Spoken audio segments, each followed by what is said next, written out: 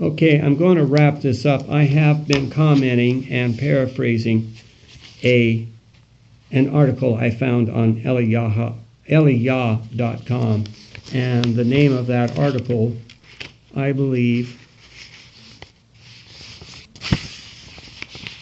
if I can find it,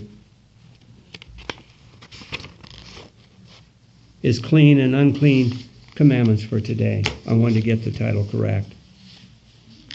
Okay, in Genesis 7, 1 through 5, Yahweh said to Noah, "Come into the ark, you and all your household, because I have seen that you are righteous before me in this generation.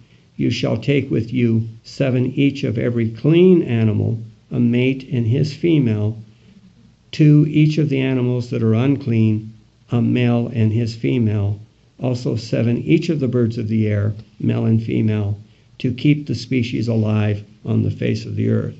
Now, my friends, I'm reading words long before the law was codified, for those that say you're under the law.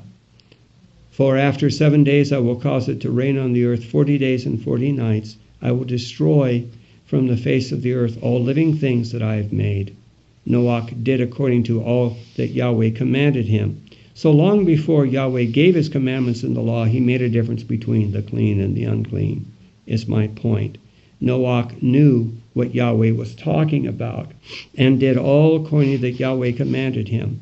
Now getting back to 1 Timothy 4, we see that creatures of Elohim are to be received with thanksgiving by those who believe and know the truth.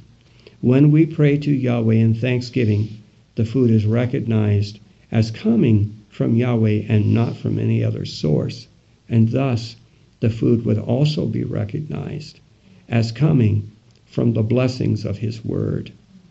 Thus the food is set apart for the ones who know and believe the truth. We are called to be dedicated as Yahweh is dedicated and not regard the words, doctrines of demons. In former times, there's a complete misunderstanding of separation. Now, in former times, that was true. It's true today. Those who claim separation while doing undedicated acts and eating unclean animals are not pleasing Yahweh. In Isaiah, actually, 65, 3 through 5, "A people who provoke me to anger continually to my face, who slaughter offer in gardens, sacrifice in gardens, and burn incense on altars of brick, who sit among the graves and spend the night in tombs, who eat swine's flesh, and the broth, abominable things in their vessels, who say, 'Keep to yourself, do not come near me, for I am holier than thou.'" Does that sound churchy, Pentecostal holiness to you?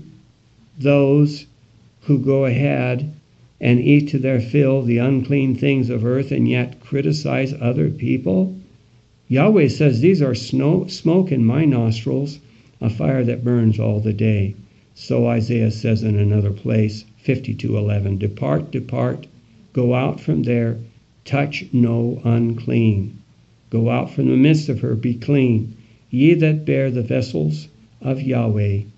Paul quotes this verse in 2 Corinthians 2:16 and 17, and 7 and 1. "Therefore come out from among her, and be ye separate, saith Yahweh.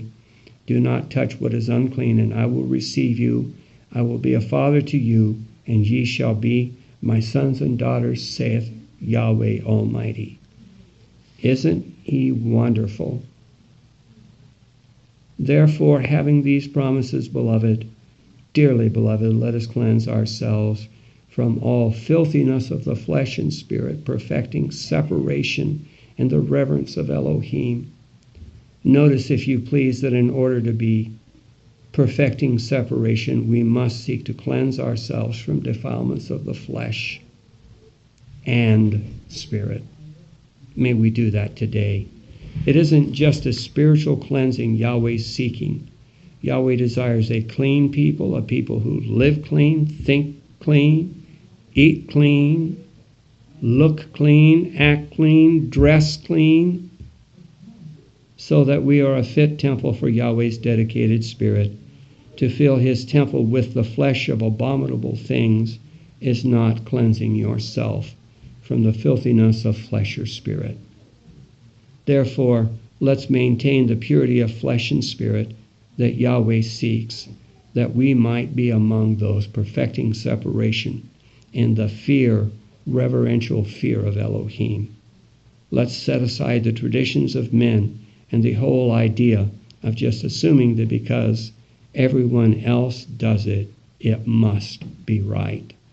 Let's look straight into the scriptures and receive what they really say about separation and set apartness and seek to walk therein.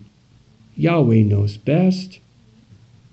Let's diligently follow his will for our lives. Shalom.